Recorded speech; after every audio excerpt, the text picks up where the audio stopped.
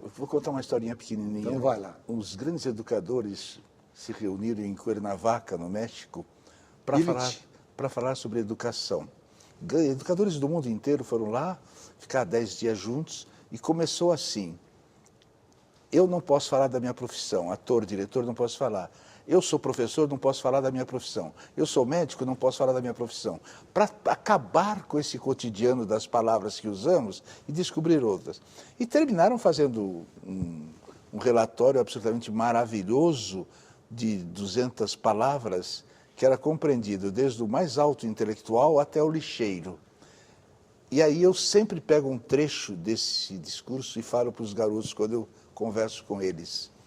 Eles disseram o seguinte: os grandes educadores, não existe ensino, existe aprendizado. Quem quer aprender vai atrás.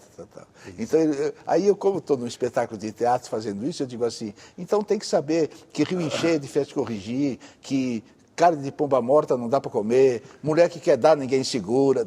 Eu me divirto com isso. Mas isso é absolutamente certo. Né? O que existe é aprendizagem.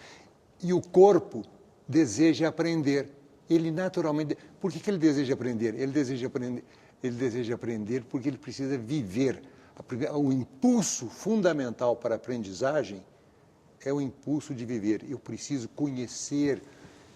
Eu estou com uma ideia na cabeça, sabe? Já há bastante tempo, eu imaginei um currículo novo para as crianças. Uma vez perguntaram para o navegador brasileiro, como é que é o nome dele? O navegador que eu sei, esse que está sempre aí. Esqueci Meu o nome. amigo, eu esqueci o nome. Eu esqueci o... O que é amizade, hein? Mas você veja, perguntaram a ele qual era a escola ideal. Ele disse, é uma escola que eu encontrei entre a Inglaterra e a Islândia, numa ilha chamada Faroe, que era ponto dos vikings. Lá as crianças aprendem todas as coisas que precisam ser aprendidas construindo uma casa viking. Você sabe, as pessoas aprendem eletricidade, vão para a universidade, se acontece algum problema na sua instalação elétrica em casa, elas não sabem o que fazer, mas elas sabem lá se foi voltagem, wattagem, mas não sabem. Então eu pensei construir um currículo que tivesse a casa como seu laboratório, a casa como seu laboratório. Porque aí o que acontece? A casa é o ambiente da criança. Lá elas...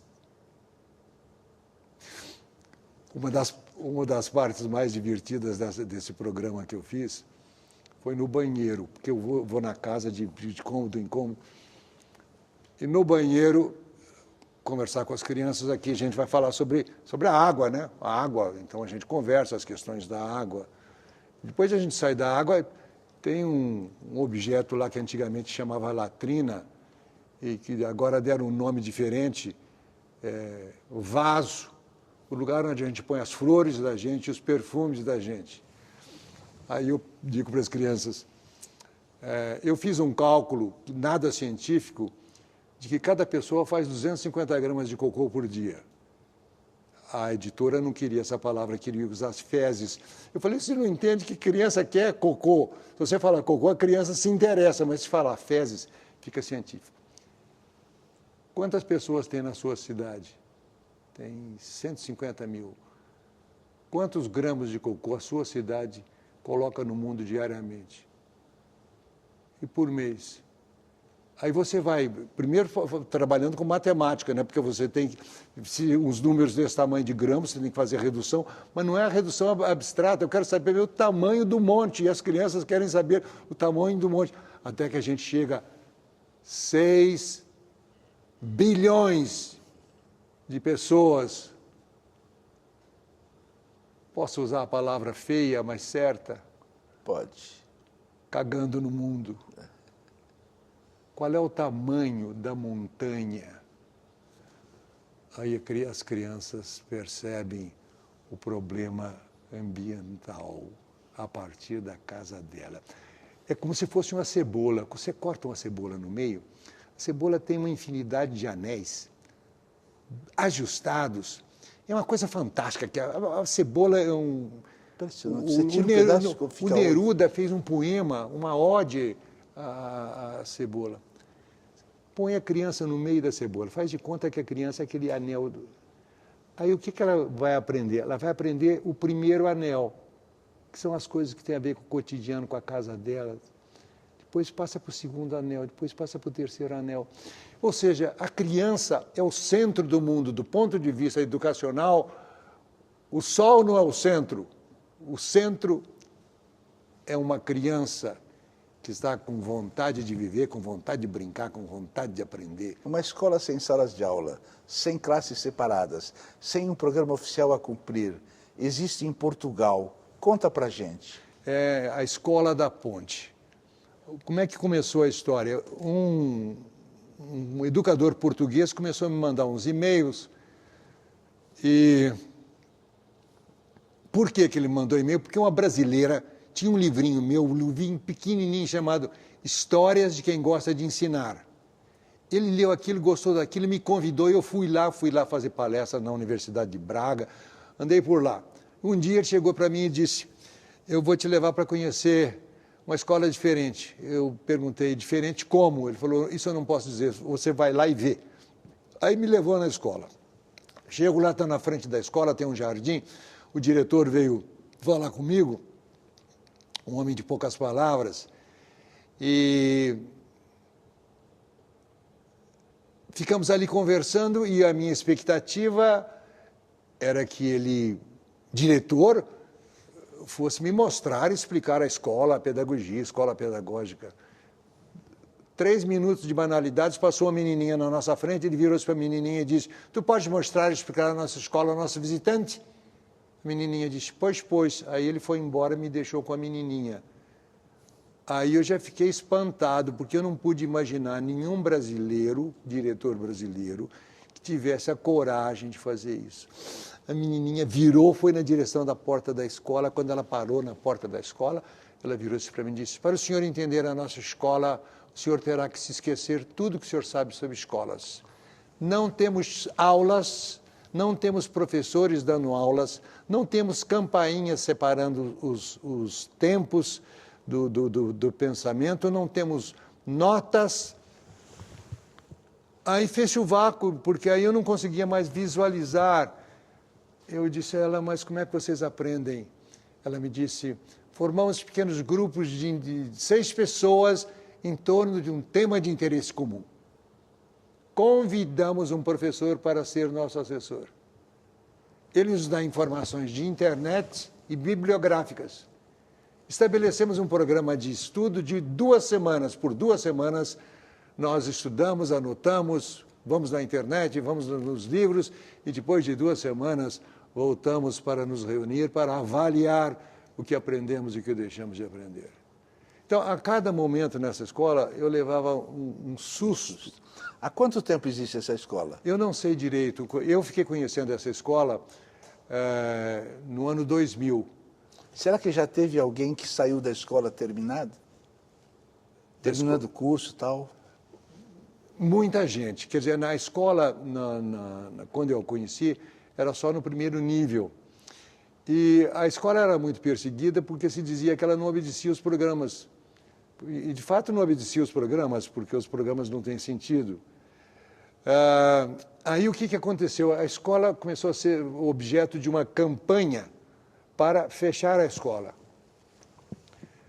Aí a Universidade de Coimbra foi encarregada de avaliar a escola. E os professores de Coimbra foram lá passar uma semana na escola. Eles foram procurar alunos que já tinham sido alunos da escola há 10 anos, há 5 anos, e eles descobriram que esses alunos que não seguiam os programas, em todas as situações, foram os mais brilhantes. Porque a escola... Os deficientes síndrome de Down estão integrados. Aqui no Brasil se fala muito em integração dos deficientes síndrome de Down, que para mim é pernicioso. Pernicioso por quê? Porque você não pode integrar numa corrida de 10 quilômetros um aluno que só tem uma perna. E os nossos programas seguem o modelo da linha de montagem. Todos querem aprender a mesma coisa, no mesmo momento, na mesma velocidade, e todos têm que seguir. O que significa que aqueles que não têm a mesma habilidade, eles são incapacitados de seguir o programa. Mas na Escola da Ponte, cada um segue do jeito que pode. Do jeito que pode. Eu perguntei para o professor José Pacheco, que era o diretor dessa escola, qual era o sistema, qual era a ideia. Ele disse, leia Alice no País das Maravilhas. A Alice caiu lá no buraco do coelho e descobriu uma turminha. E essa turminha de bichos de todos os tipos tinha um pássaro chamado pássaro Dodô. Então o pássaro Dodô gritou, vamos fazer uma corrida. Todo mundo disse, vamos fazer uma corrida. Como é que vai ser a corrida? Vai ser assim, a gente vai fazer um círculo na terra e depois de feito o círculo, nós vamos correr dentro do círculo. Então fizeram o círculo na terra. Aí o pássaro Dodô disse, corram. E todo mundo começava a correr. Um corria para frente, outro corria para trás, outro corria dando pulinho, outro corria dando cambalhota. Cada um corria de um jeito. Aí o pássaro Dodô disse, acabou a corrida, parem de correr. Todos pararam de correr e alguém perguntou, quem ganhou a corrida? O pássaro Dodô respondeu, todos ganharam e todos receberão prêmios. Do jeito, cada um correu do jeito que podia correr. Só poderemos integrar as crianças ditas deficientes, porque nós somos deficientes, né? Eu sou deficiente, sou surdo, você também é meio surdo, né? Nós somos deficientes, não temos cabelo. Temos que olhar para o chão para não tropeçar. Isso depende da política do governo, né? Política séria, né? Voltada para a criança, porque a solução do país é a criança. Na escola hoje está difícil, porque ainda mais no colégio público. Eu sou de periferia, sou da região de Osasco, Munhoz, e vejo, e por incrível que pareça, sou isso mesmo, eu sou barbeiro. E sempre quando eu fui de periferia, meu trabalho basicou justamente nisso, de ver o jovem crescer, vi muito cliente meu, moleque, um bom, crescer e morrer. Crescer e morrer como uma flor.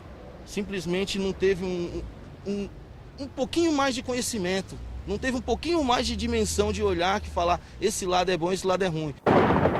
O que faz com que os católicos tenham esse medo do sexo.